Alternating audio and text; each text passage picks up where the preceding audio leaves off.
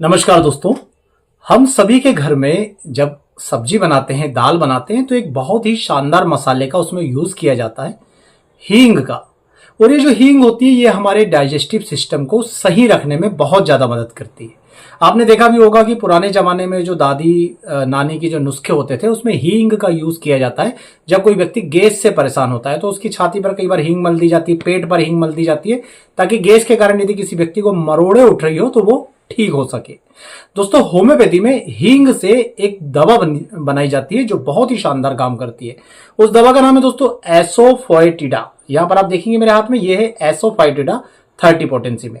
और ये जो हींग का प्लांट होता है उसके रेजिन से इस मेडिसिन को तैयार किया जाता है। एसोफाइटिडा होम्योपैथी में इसके 3 सबसे प्रमुख उपयोग के बारे में मैं आपको बताऊंगा। इसके 3 सबसे प्रमुख उपयोग क्या है? सबसे पहला इसका जो सर्वाधिक प्रमुख उपयोग है वो होता है गैस के केसेस में। किस प्रकार की गैस के केसेस में, मैं भी आपको डिटेल में समझाऊंगा। दूसरा, ये आपके नर्वस सिस्टम के लिए दोस्तों बहुत ताकतवर मेडिसिन है। तो जब कोई व्यक्ति जो होता है वो गैस वगैरह की प्रॉब्लम के कारण धीरे धीरे उसमें हिस्टेरिया के सिम्टम्स आने लगते हैं, या उसका नर्वस सिस्टम जो अभी आगे मैं आपको लक्षण बताने वाला हूं उस तरह का हो जाता है, तो वहां पर भी ये मेडिसिन बहुत अच्छा असर करती है। और तीसरा, यदि किसी व्यक्ति को सिफिलिटिक लीजन हो रहा है ना, सिफिलिटिक मतलब एक मियाज्म होता है, सिफिलिटिक मियाज्म, जिसके कारण जख्म बॉडी पर होने लगते हैं। किस तरह के होते हैं वो भी मैं आपको आगे वीडियो में बताऊंगा। तो सबसे पहले बात करती है कि ये कहां पर गैस में काम आती है। तो दोस्तों, जनरली हमारे पेट में जो हमारी आंतें होती है उसका पेरिस्टाल्टिक मूवमेंट होता रहता है। मतलब जो आंतें होती है वो इस तरह से धीरे धीरे धीरे धीरे मल को और गैस को आगे की तरफ सरकाती है। आगे की तरफ मतलब नीचे की तरफ, जहां पर गुदाद्वार के द्वारा मल को बाहर की तरफ निकाला जा सके। परंतु कुछ लोगों में क्या होता है कि ये जो पेरिस्टाल्टिक मूवमेंट है ये रिवर्स होने लगता है। तो ये मल आगे जाने के बजाय वहीं रहता है। साथ में ये जो गैसेस है ये आगे जाने की बजाय धीरे धीरे आगे मतलब नीचे की तरफ जाने की बजाय ये ऊपर की तरफ जाने लग जाती है। इसे एंटी पेरिस्टाल्टिक मूवमेंट कहा जाता है। तो कई सारे लोगों में ये जो आंतों का मूवमेंट है ये उल्टा होने लगता है। तो इसके कारण क्या होता है कि जो हमारे पेट के अंदर, आंतों के अंदर जो फंसी हुई वायु है वो नीचे जाने के कारण ऊर्ध्व गति करने लगती है, ऊपर की तरफ उठने लगती है। जिससे क्या होता है कि मरीज को ऐसा लगता है जैसे कि वायु का एक गोला पेट के अंदर से उठकर ऊपर की तरफ आ रहा है। और कई बार उसे ऐसा लगता है कि ये वायु का गोला छाती में अटक गया है। कई बार उसे ऐसा महसूस होता है कि ये वायु का गोला गले में अटक गया है। फिर ये वायु का गोला जो उसे अटका हुआ महसूस हो रहा है, इसे हटाने के लिए कई बार जब छाती में अटका हुआ महसूस होता है तो उसे सांस लेने में भी दिक्कत जाती है। तो फिर वो छाती पर इस तरह से जोर जोर से अपने पंच को, अपने हाथ को मारता है। या कई बार वो गले में अटका हुआ महसूस होता है तो फिर वो उसे बार बार निगलने की कोशिश करता है। या कई बार क्या होता है, ये वायु का गोला ऊपर की तरफ उठकर जब बाहर निकलता है तो बहुत जोर जोर से डकारे सी महसूस होती है।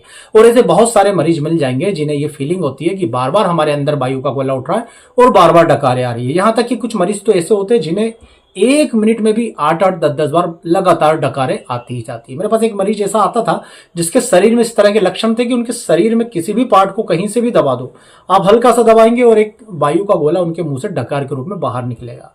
तो इस तरह के लक्षण यदि किसी मरीज में आते हैं दोस्तों, तो ये एसोफाइटिडा का लक्षण होता है।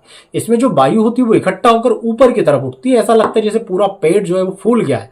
फिर ऊपर की तरफ वायु उठेगी, कभी छाती में फंसेगी तो यहां पर वायु का गोला, कभी गले में फंसेगी तो यहां वायु का गोला, और बार बार जो है बड़ी बड़ी लंबी लंबी डकारें जो है लगातार, जैसे कि एक गोली चलने से आवाज होती है, इसी बार बार डकारें जो है मरीज को आती रहेगी। तो इस तरह के यदि कोई गैस्ट्रिक कंप्लेंट का, कोई गैस का मरीज होता है तो वहां पर आपको एसोफाइटिडा मेडिसिन का यूज करना है।